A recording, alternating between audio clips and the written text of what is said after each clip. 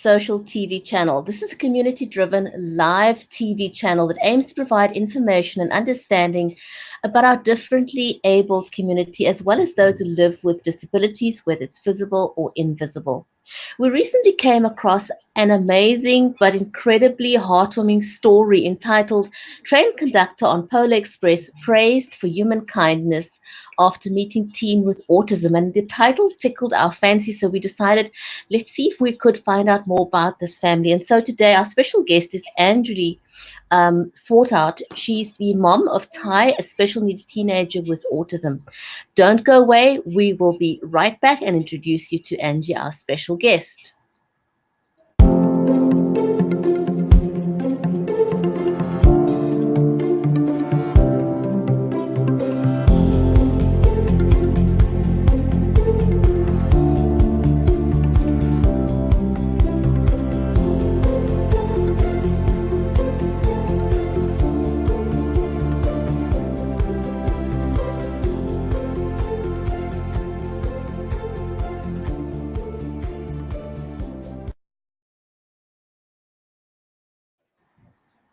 And welcome back. If you're just joining us, welcome to the live show. I'm your host, Bridgetti Banda from Cape Town in South Africa.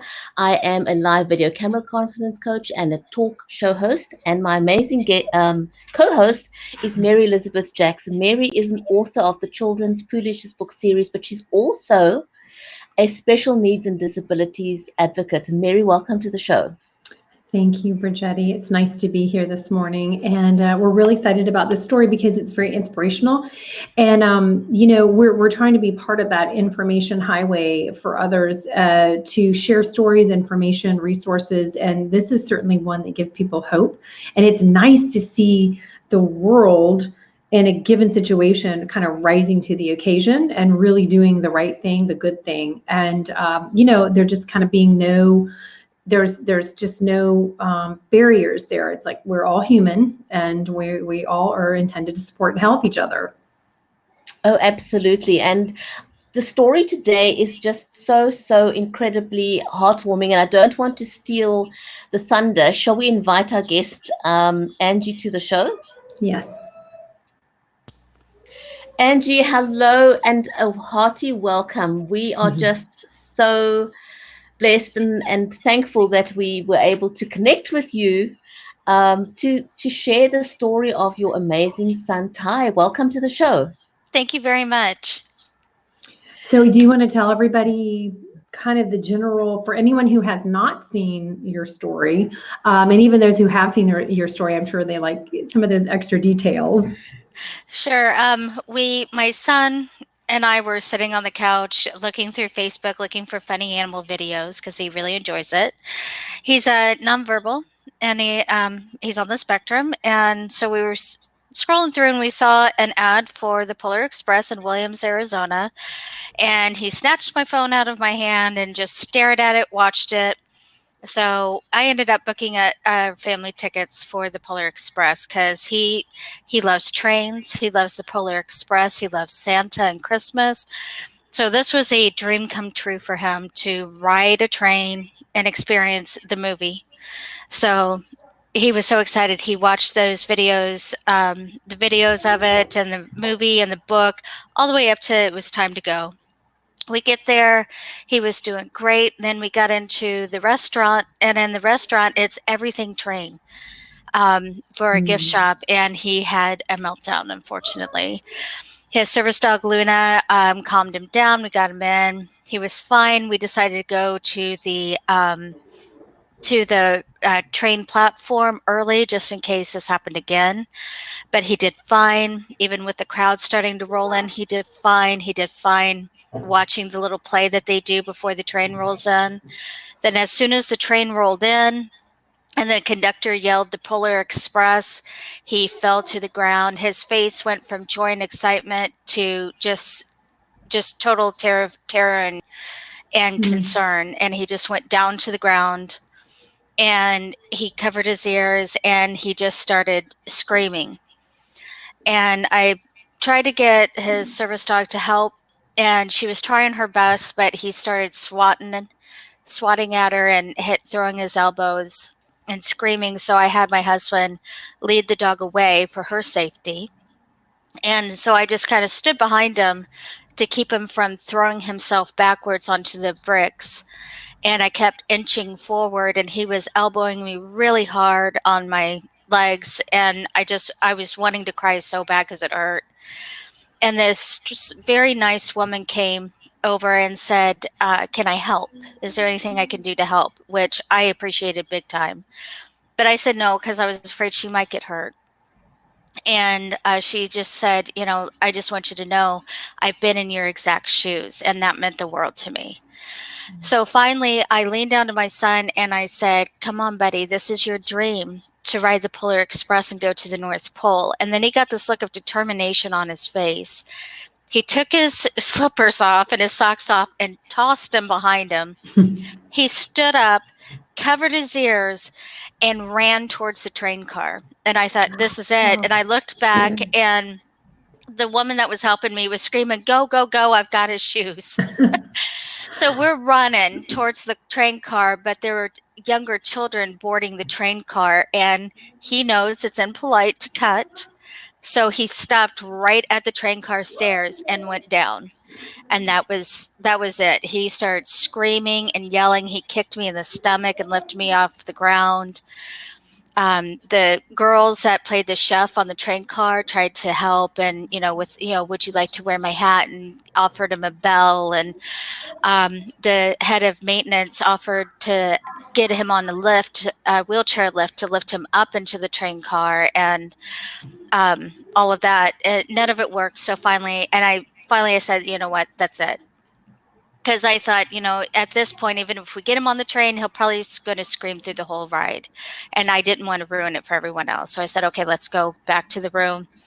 And I quickly turned around and walked away because I felt myself starting to cry, and I didn't want my son to see me cry.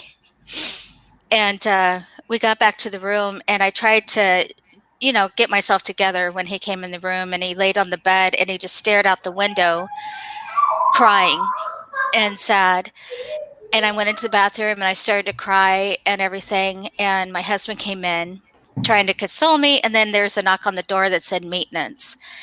My husband opened up the door, and his first thought was he saw a man dressed as a police officer and another man that was trying to help us. And his first thought was someone called the police on us. But to our surprise, it wasn't that. They wanted to do something special. We tried to get Ty out of the room. He didn't want to. So I said, go let him know, we appreciate everything, but we can't get him out of the room. So my husband went and walked with them, and they offered to reschedule our trip and everything. And we said, you know what, we probably aren't going to do that. I don't think we're going to try this again. And they said, okay, I'm sorry. And they said, we're going to see if we can't refund your train tickets. And we're like, no, that's okay. But when he was coming back to the room, the train conductor came running up to him and said, I would really like to do something special. So my husband came in, said, there's someone special that wants to see you, Ty. Is it okay? And we both said yes. Train conductor walks in, and Ty just had this look of awe, like he was seeing the most famous person in the world. And he went from sad to happy, and he hung on every word the conductor said. And then the conductor said, I'm going to give you something very special to me. And he pulled out his pocket watch and showed it to Ty. And Ty just held it like it was the most precious thing in the world. And he was so proud and so happy. And here I am just crying, because it was a very touching moment. And I've got tears right now. I know that must have been very special for you. It was so special. I have not seen Ty that enamored with someone ever. And then he ended up leaving, and Ty was so proud of that watch. He still sleeps with that watch to this day. He loves that watch. Oh, that's so sweet. Oh my gosh. Can you give everybody some background about how old your son is? I know you said he's nonverbal and he is on the spectrum. Is he, do you homeschool him? Is he in public school? And, for those out there who don't have this experience, these kiddos get really overwhelmed very quickly. And so what is very normal for a lot of people is magnified about 1 million times for a child like Ty. And so it's like if you put a bullhorn in somebody's ears, or you had, sirens going off like right here, or, just nails scratching by, it's just almost unbearable, because their nervous systems are so sensitive and so hypersensitive. And it makes being out in public and doing what you would call normal things almost impossible a lot of the times. Yeah, Ty is 18 years old. Okay. And he is nonverbal. So that means that he communicates either with sign language or picture boards by pointing at pictures and stuff like that. When he gets overwhelmed with all of the different, if there's a lot of sounds and motion and everything else, his brain can't process it. So the primal fight or flight kicks in, and he leans, unfortunately, more towards the fight, which I'm actually kind of thankful for, because flight, he's 6'3" with very long legs. So he would be able to outrun me very, very easily. So I would rather the fight kick in than the flight.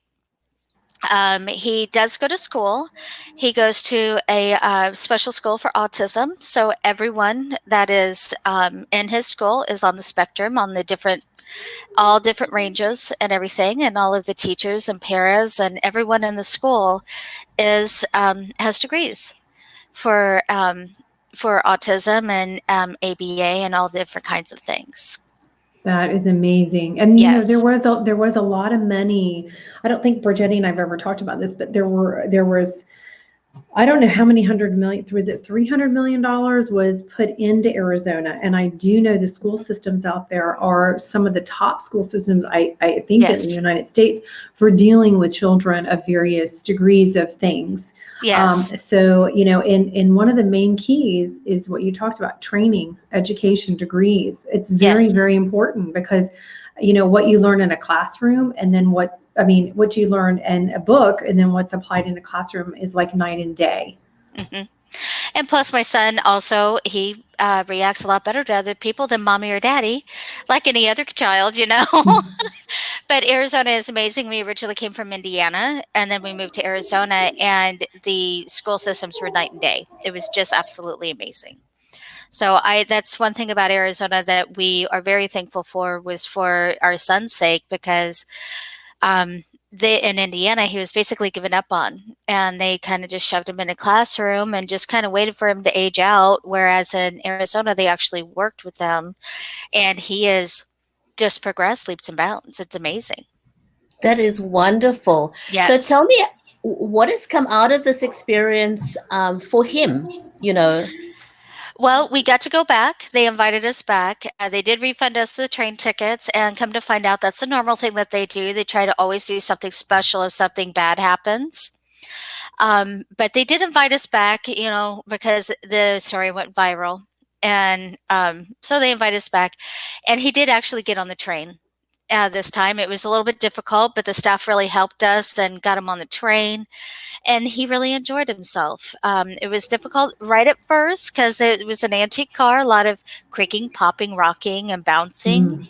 But after a little while, he went into the bathroom of the train car, where it was closed quarters and there wasn't any windows, and he was able to calm down. He came back out, and he did much better. So now he seems more confident in himself. I know it sounds strange, but he seems a little bit more confident in himself. And, he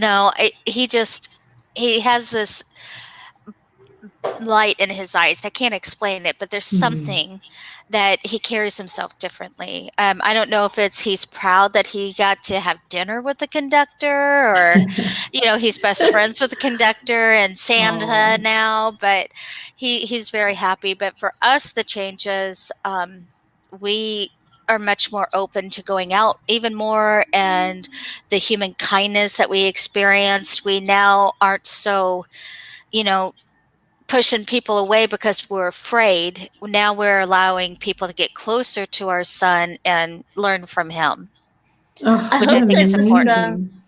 So amazing. I hope that this, yeah, absolutely it is. I hope the experience has actually set the bar a little bit higher for people out there in the service industry. I hope so.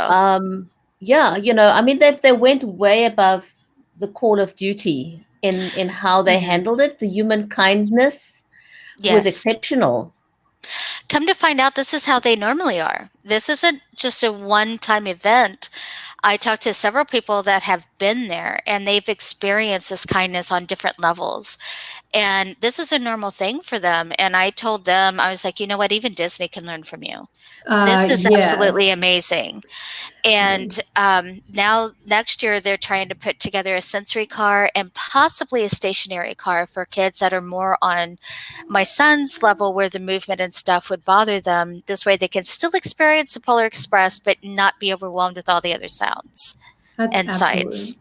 Well, so Yeah. really, and I say yes about Disney because I'm thinking about like all the different, and I know Disney has some things in play, and I think Dollywood I've seen has some things in place, and but actually they all could learn from each other, and especially this experience because Yes. these kiddos need to have the same experience or be able to because look what it did for your son. It's like a night and day difference, and Hmm. for him to feel no fear about doing something where going into certain things creates a lot of fear and anxiety for him. Yes. He probably on the inside somewhere is going, oh my gosh, thank goodness there's someplace I feel safe finally, and I can be myself, and everyone just, they're loving and kind, and he can feel that warm energy from everybody that makes him feel safe. Yes. So, I hope this story goes viral. I hope that people see this everywhere. I mean, we will do our diligence on our side, right? Sharing your story and hoping that people will see it. We think it's very special and very important, and it gives other families hope. And people need a guidance for making changes. Yes. That look at what it does for a child. I mean, we're not just talking a child who is has needs like material needs. We're talking about emotional needs here. Yes. So, because at Christmas time, what do? We have angel trees and we have toy drives and we do all these things to try to make a child have an amazing Christmas. I know we've got one going on at my kids' school, and we've been really promoting, and I've got 5 neighbors who have got angels off the tree, helping with it and with us, and their kids don't even go to this school. But it's sort of the same thing. We need to provide that happy emotional experience as well for Yep. children, not just material.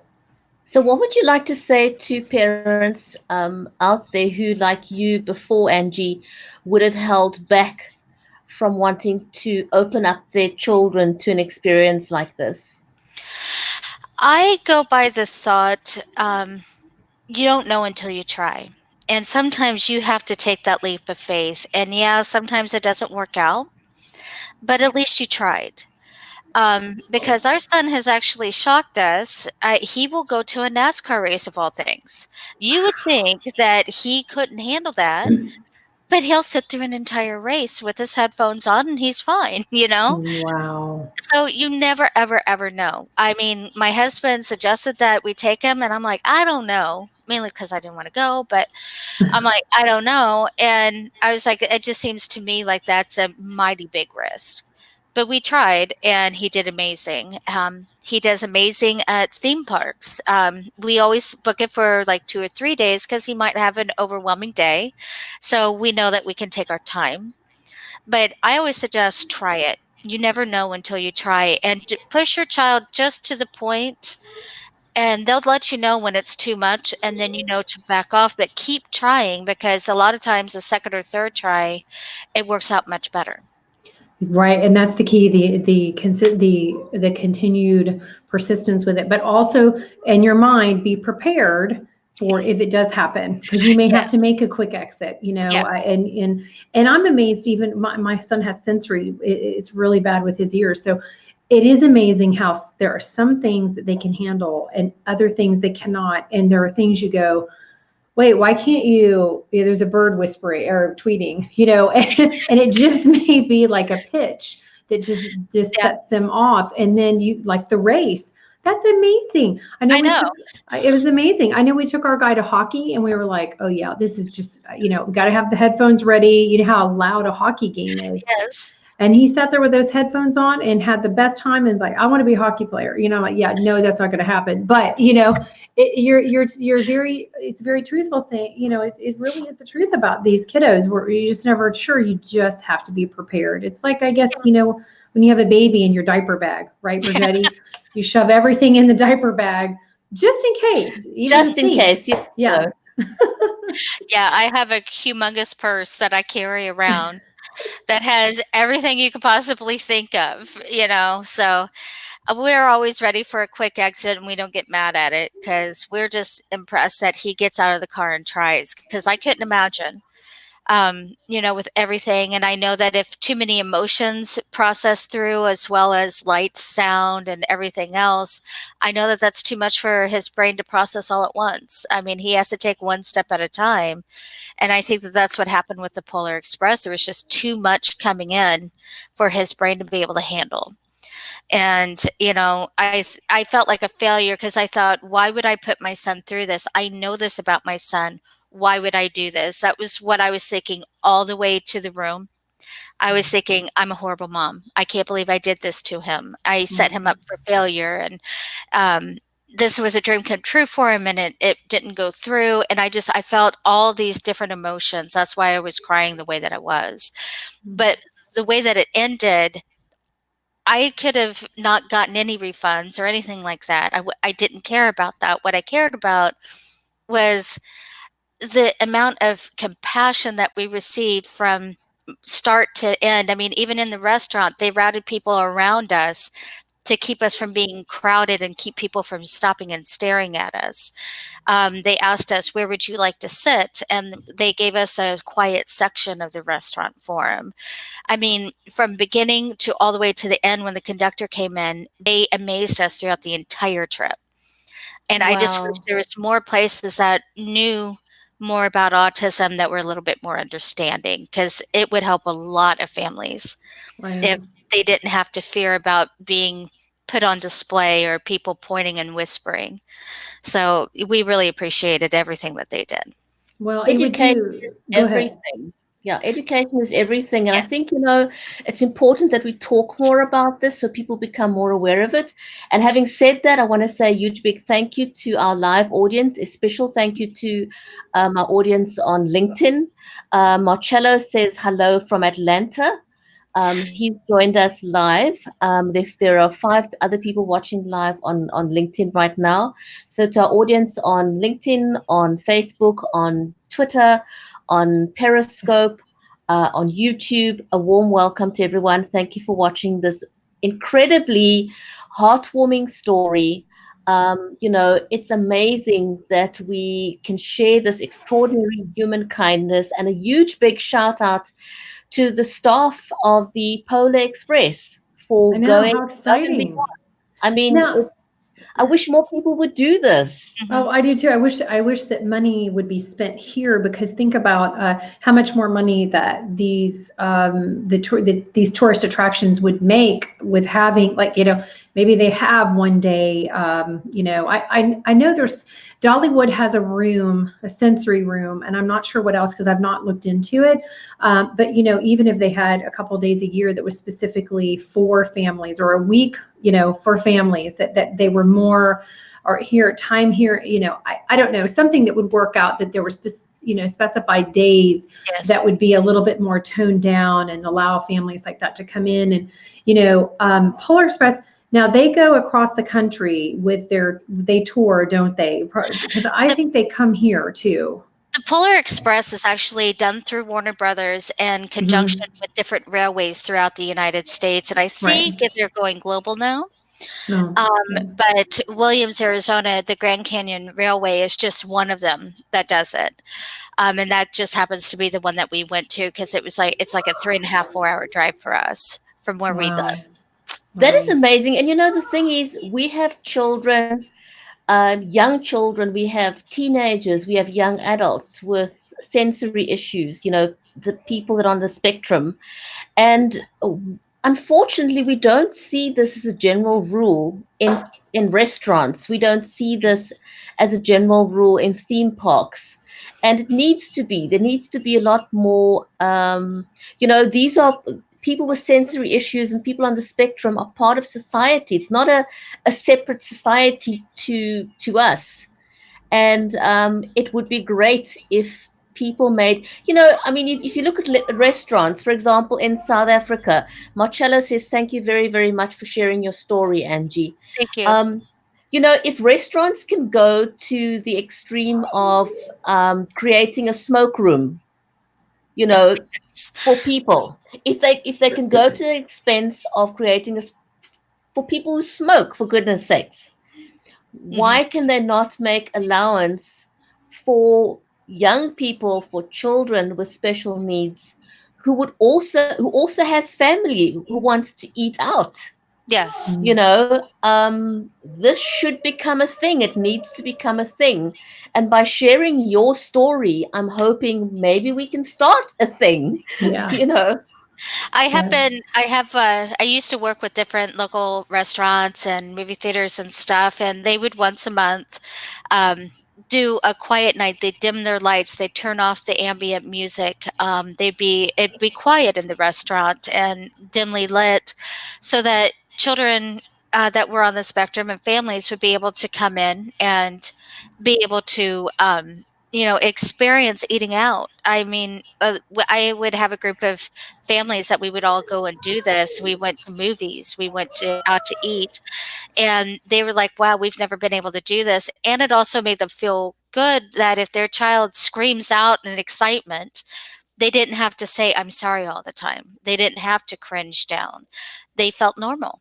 And I just wish that I know that there's a city in Arizona, Mesa, Arizona, where a lot of the business do this now on a monthly basis. Even the grocery stores will tone everything down once a week.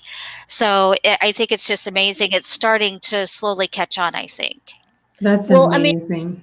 imagine if you had a store or restaurant or the movie theaters that had a special sticker saying, we are a special needs friendly establishment.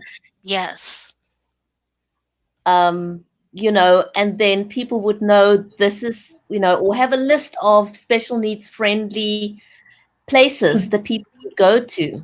Hmm. That right. would be That's phenomenal. information.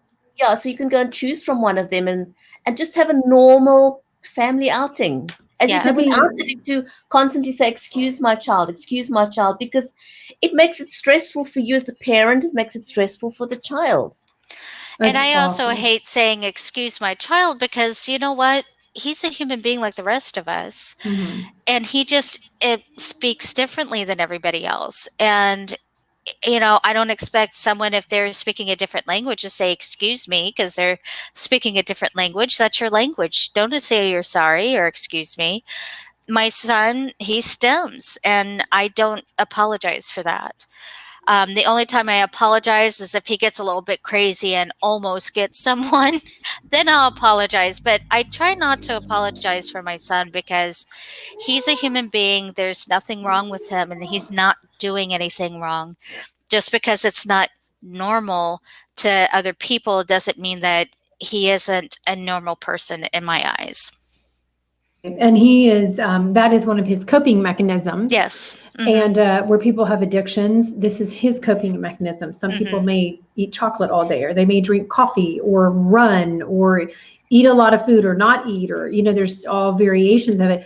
I do know our local movie theater here does do a sensory day or Hmm. sensory. I need to look that up again because we just haven't been in the movies in a while. So, but I know they do something like that here. And the school that my children, two of my kids are in, it just opened last year, and the goal of the school is to meet the needs of children where they're at. So, it is a private school that has opened its doors trying to meet the needs of kids, and Nice. where they're at. And they're doing a really good job. And, like anything starting out, they need funding, and we're growing. So they need staff added and training and all those things to make it the kind of schools that we really need. Yeah. Absolutely, because so many of the schools are not able to do everything that children need. And it's I'm not saying it's an easy thing. No. It's tough, but everybody, there's that training factor that makes the difference in night and day. And people have to be trained to teach. When we went through school, I mean, I know, I think all of us have had a teacher that was not super. I love teachers, but if they were not trained, even people who work in restaurants, any job, Yes. training to deal with, the situation that they're dealing with. All of us do.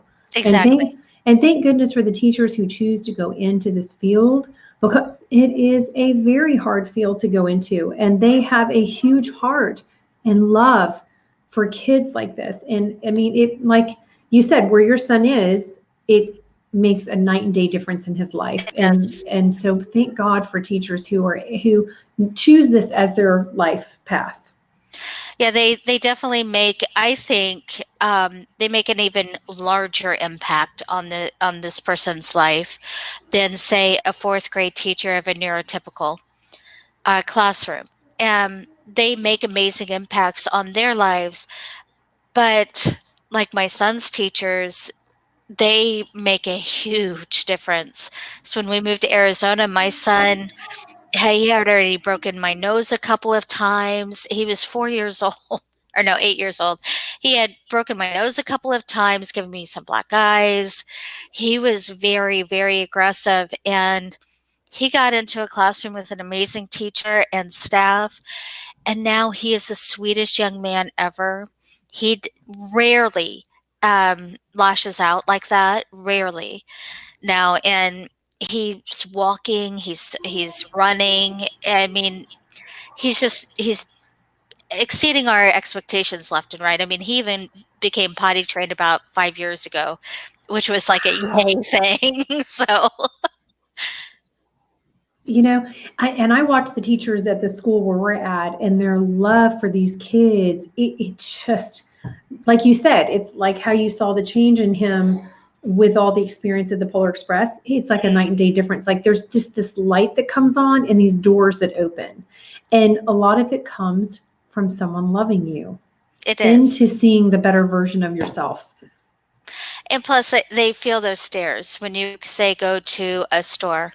They feel those stares, and I see it affecting my son, because it would affect anyone. They have emotions and feelings like everybody else. And I mean, imagine if you walked into a store, would you like people staring at you or giving you a nasty look because you have like a little twitch or something, or you're not feeling well, so your coloring's off, or you're not the right weight, or whatever the case may be? Do you like those stares? Do you like those nasty whispers? Some people are even so bold as to say something nasty right to his face or to my face. I mean, I just keep telling people, put yourself in their shoes. How would you like to be treated like that? If, of course, you wouldn't like that. So why don't we just start out by being kind? And by being kind, then we can learn more and accept more. And then pretty soon, the acceptance is there and the world is changing. Kindness Absolutely. is just amazing. We're out Yes. of time, unfortunately. Um, we could talk forever about this. It's a huge topic. Angie, just any final words that you want to say to people out there who do not have children on the spectrum? What do you want to say to those people? If you see a parent having a bad time, don't assume that the child is just being throwing a temper tantrum, being a brat. Offer to help. Standing by a mother's purse makes a huge difference. And just saying, is there anything I could do to help, will calm the mother down tremendously, because they'll appreciate that. Absolutely. Awesome. Thank you Absolutely. so much for sharing your amazing experience. And again, a huge big shout out to the Polar Express. And if you're in the service industry, whether it's a restaurant or family entertainment, look up the Polar Express, see how they do things, and let's see if we can start a new trend of creating fun experiences for families with children on the spectrum. Thank you for watching. Absolutely. Remember to do good stuff. Let's inform, inspire, and educate one another about special needs, one conversation at a time. Thank you very much. Thank you, Angie, and check back in with us and keep us posted, All right, okay? thank you. All right, God bless you.